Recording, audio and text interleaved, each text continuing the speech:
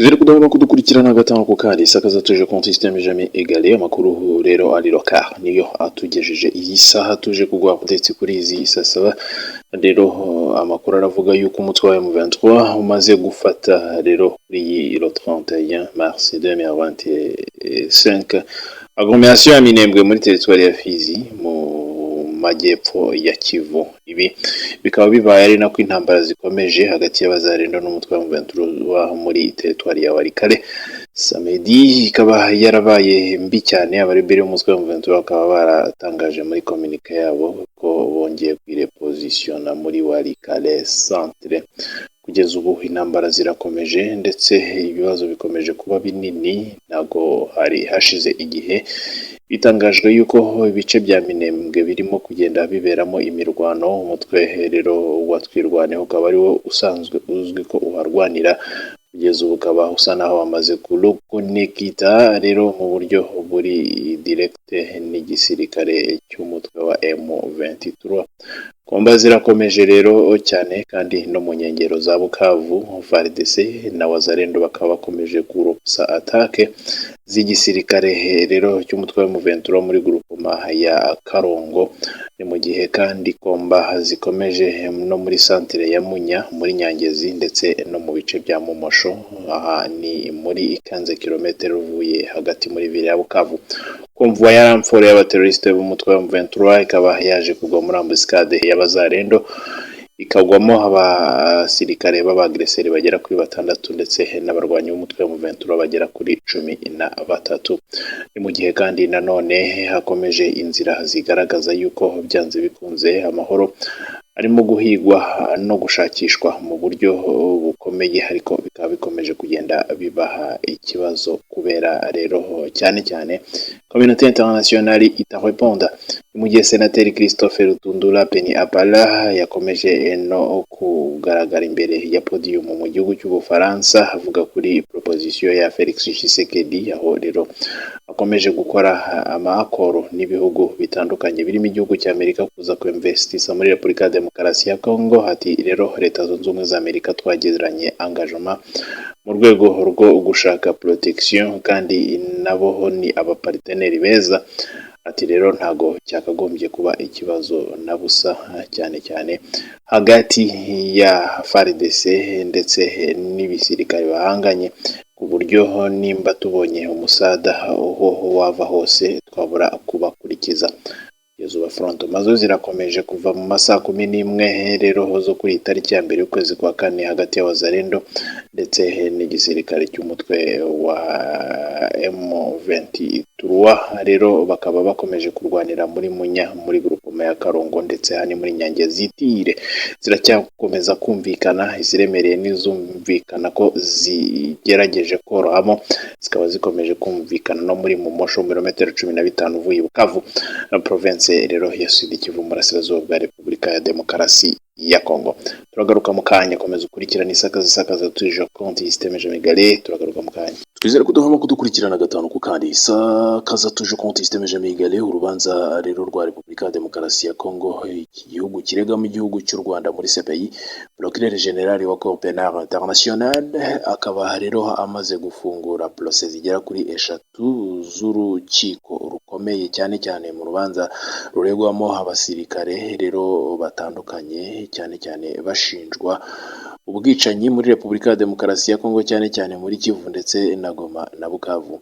Kugeza ubu rero aba basirikare bakaba batandukanye, ari abasirikare b'igihugu cy'u Rwanda. Akaba yasabye population ya Repubulika ya Demokarasi ya Congo cyane muri territoire zirimo rero umutwe wa M23, Goma, Minova, Karehe, Rucuru, Ijwi, Masisi, Kabare ndetse n'ibice bya Bukavu utibagiwe na Walungu kohereza amavideo cyane yerekana cyane ibibazo bikomeje kuhabera, ibibazo bya esclavagisme bikomeje gukorwa, ndetse yewe abanyamakuru ngo bakagerageza no kohereza ama information akwiye cyane kuri ziriya violation des droits de l'homme ziri gukorerwa mu bice bikontororwa n'umutwe wa M23.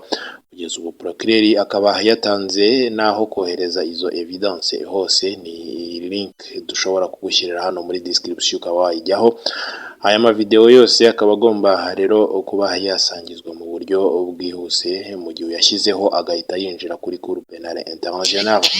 Nimba rero cyane cyane mugize ikibazo icyo ari cyo cyose mukaba mugomba guhita mutanga izi video, kugeza ubu abanyamakuru batandukanye bakaba bakomeje kugenda basabwa kuba bakora ibyo bakwiye gukora. Aba expert batandukanye bo muri Kivu bakaba bakomeje gusabwa kwandika amaretire akomeje kugenda agaragaza ibibera muri kiriya gice. Aya maretire akaba akomeje gusaba abaturage nanone kudenonsa rero atrocite izo arizo zose ziri gubakorerwaho, zaba amaviyore, gukubitwa ndetse no gukonfisika ibintu bitandukanye. Abanyakivu bose baba muri Kinshasa bakaba basabwa kuba bahereza iyi koze ngo umurongo, bakagerageza kubana ndetse no kugerageza kuyobora abaturage batabifitiye ubushobozi muri biriya bice byokiwe n'umutwe wa M23. Aya maletire akaba azahabwa rero CPI, akaba ari amakopi agomba guhabwa na Nations Unies, EAC ndetse n'ayandi ma organisation.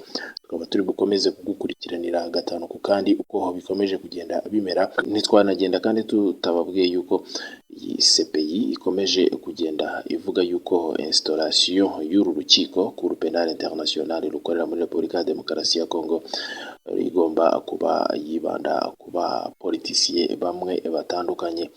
Mu gihe kandi nanone tutagenda tutababwiye yuko Colonel Innocent Kayina wahoze rero ari mu basirikare b'umutwe wa M23 yamaze gushinga undi mutwe ugamije ngo kurwanya ubutegetsi bwa Repubulika ya Demokarasi ya Congo. Ni mu mpera za 2012 ubwo umutwe wa M23 rero cyane cyane wabagaho icyo gihe ukigarurira ibice byo mu burasirazuba bwa Repubulika ya Demokarasi ya Congo biri mu mujyi wa Goma. Kayina ari mu basirikare bakuru bari bayoboye ingabo z'umutwe wa M23 hari muri 2013 ubwo M23 yirukanwaga rero igoma ingabo zirimo za SADC, MONUSCO ndetse n'izindi zitandukanye. Uyu musirikare yahise ahungira mu gihugu cya Uganda ndetse mu Gushyingo 2021 ubwo umutwe uburaga imirwano ari mu basirikare banze kuwiyungaho. Uyu mugabo mu kiganiro yigeze gutanga kwitsakaza ndetse no ku bindi bitangazamakuru yavuze yuko gushwana kwe na General Major Sultani Makenga kuri uyu mutwe wa M23 biri mu byatumye atongera kwiyunga kuri bagenzi be. Kayini cyakora yavuze yuko nubwo atakiri kumwe na M23 hari abana be bari kurwana muri uyu mutwe. Mu gihe M23 rero kuri ubu ngubu igenzura ibice byinshi byo mu burasirazuba bwa Repubulika ya Demokarasi ya Congo birimo umujyi wa Goma. Bukavu, Colonel Innocent Kayina nawe yamaze gushinga umutwe we rero uwo ufite umugambi wo kurwanya ubutegetsi bwa Kinshasa. n'umutwe uyu mugabo yise Coalition Nationale pour la Libération du Congo CNLC, mu gihe igisirikare cyawo cyitwa Force Nationale pour la Libération du Congo FNLC.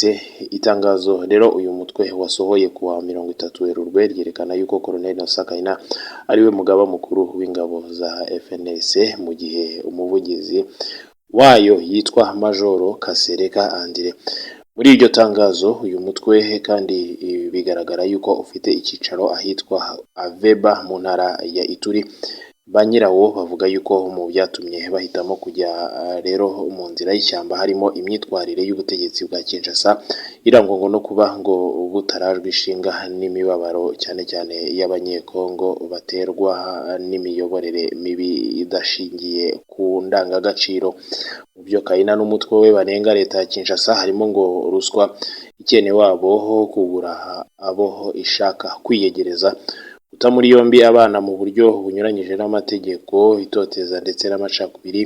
Uyu mutwe wagaragaje yuko ngo hakenewe ko abanyekongo bahabwa serivisi mu cyubahiro kandi ngo biciye mu miyoborere myiza. Ngo ikindi akaba ari na ngombwa yuko Repubulika ya Demokarasi ya Congo ivanwa cyane cyane mu bibazo birimo ngo biterwa no kwikunda kw'abayobora iki gihugu. Kayina yashyize rero muri Ituri uyu mutwe ugamije kuvanaho ubutegetsi bwa Repubulika ya Demokarasi ya Congo nyuma y'iminsi mike. Thomas Rubanga usanzwe ari inshuti ye nawe ashinze mu ntara ya Ituri umutwe ufite gahunda y'iyo ngo nanone yise Convention pour la Révolution Populaire. Turagukunda, turagaruka mu